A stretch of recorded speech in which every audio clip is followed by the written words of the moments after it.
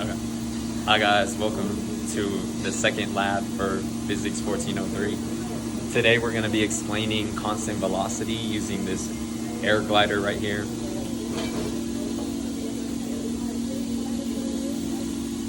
Okay, so our materials for today is going to be the capstone, or this program that we have, and we're going to be using this glider.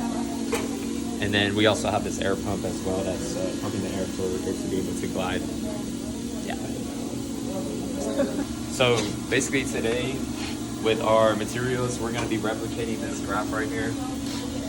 We have graph number 3. And basically after we replicate the graph, we're going to explain our position over time and then use a formula to figure out the constant velocity of the experiment. And then afterwards, we're going to graph it on this graph right here, explaining when we're at initial position, when the glider hits the end of the glider and bounces back, and then when we finally stop the experiment altogether. And this is going to be the equation that we're going to be using. And then afterwards we're going to replicate our own velocity time graph with the capstone. And then afterwards we're going to find the percentage value for extra credit points.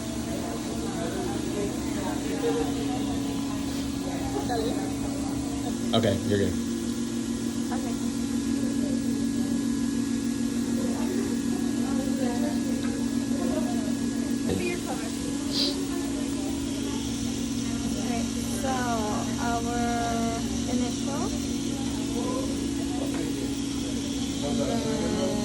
This is the max velocity. Would this one be our final velocity or this one?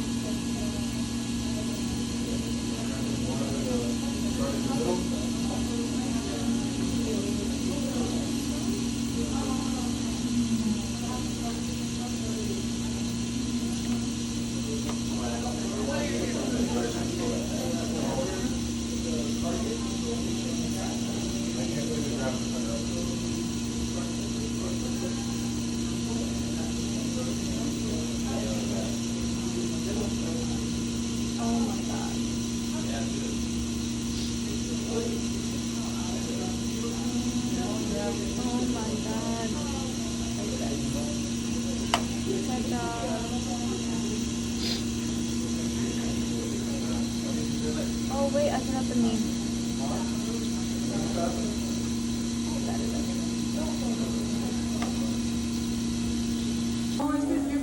Okay, so this is our position and velocity over time graphs in correlation to each other. We obviously start at position 0 at 0 seconds, and then we are going away at 3 seconds and 1.86 meters, and then coming back to the starting point at 5.3 seconds and 12 meters. Our velocity graph is in correlation to our position graph, obviously. And then here we are going from point A to point B, and then from point B to point C, and in this section is our mean. And this is our mean from B to C. Just tell me that. Okay. So right here we have our I'll show it on the computer.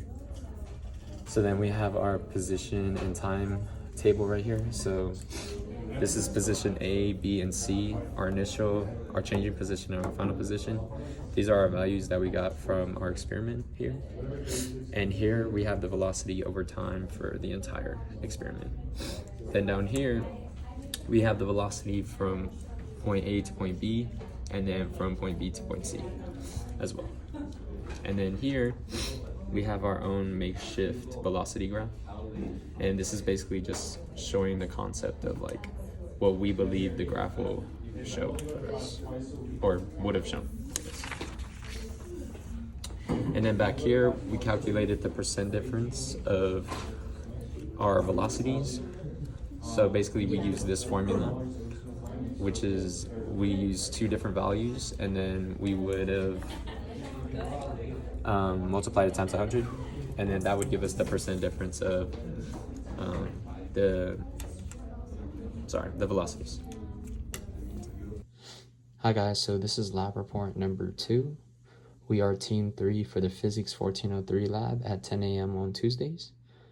Right here, I'm just going to be giving a brief overview of our entire lab report and basically just summing down our concluding points. And then we'll be heading to our credits and yeah. So then basically for this experiment right here, we were using a glider. I'm just going to go ahead and demonstrate here on the what materials and stuff we had to use. So basically in here was our equipment setup. We were using a glider to go ahead and we were also using a motion sensor as well to be able to replicate a position time graph so that we can go ahead and calculate velocity of how quick the glider was moving. So basically here we were team number 3. So we were given the third graph right here. So our team had to replicate this graph right here. And basically with this information, we calculated the graph, which is seen earlier in the video. And so afterwards, we gathered our points. And then finally, we were able to determine whether it was going forward, going backwards in our graph over here. At the starting position, it was going away, then it came back to its original position, and then finally it stopped halfway.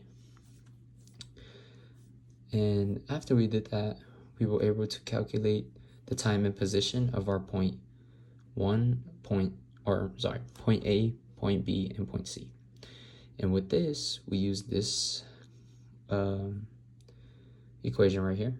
And with this equation, we were able to figure out our change in, our velocity overall from all the points. And then basically we just made a little makeshift acceleration graph of what we believed the acceleration would look like after our experiment. And then afterwards, we were calculating the percent difference for the assignment to see if our values that we received matched the values that would appear in our theoretical calculation. So basically, in our lab report here, I'm just going to demonstrate it real quick. So here is going to be our point A, point B, and point C. These are the times, which is the initial, which would be at 0. Our change in direction, which happened at 3 seconds, was at 1.86 meters. And then for our final position, C, it changed at 5 seconds, and it went about a distance of 0.12 meters. So right here, we use this equation right here. I'm sorry, it's a little blurry. We use this equation right here, which was our velocity. And we use our final position minus our initial position over our final time and initial time, which is, and then we finally got the values, and then we added them up and got the velocity of 0.23 meters per second. Afterwards, we calculated the velocity from these points individually. So from A to B and B to C. Right here, you can see our values right here. So then these were our change in positions for these. And this is our change in time. And with these values, we were able to determine our velocity, which from point A to point B, it was going to be 0.62 meters per second. And from point B to point C was going to be negative 0.756 meters per second, just because it was going away from the original position. Therefore, it gained a negative value. And here is going to be our theoretical, which I explained a little earlier. And basically, we're just going to, we made a makeshift of what we thought our acceleration was going to look like, since now we have a bunch of velocities to determine what the acceleration over time was. So here we have our initial position, then it kicks up, then it stays constant for a little bit, then drops. Sorry, this is from A to B, and then drops from B to C. And then this is when it finally reaches back to away from the original position and staying at a constant. And then here in the back, we have our percent difference equation here. So we have value 1 over or minus value 2 over value 1 times 100, which would give us our percent difference of our theoretical versus our our velocities from A to B and B to C. So here we have our velocities, which we calculated in the beginning of the page. So then we use those values, and then we used our hand computed ones, and we got a percent difference of 2% from A to B and 0.05% from B to C.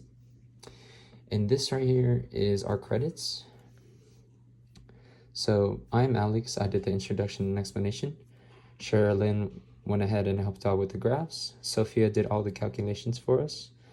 Nadine was going ahead and doing the recording and calculations as well. And then Ileana was helping out with the experiment and explanation of our position over time graphs and our acceleration graphs.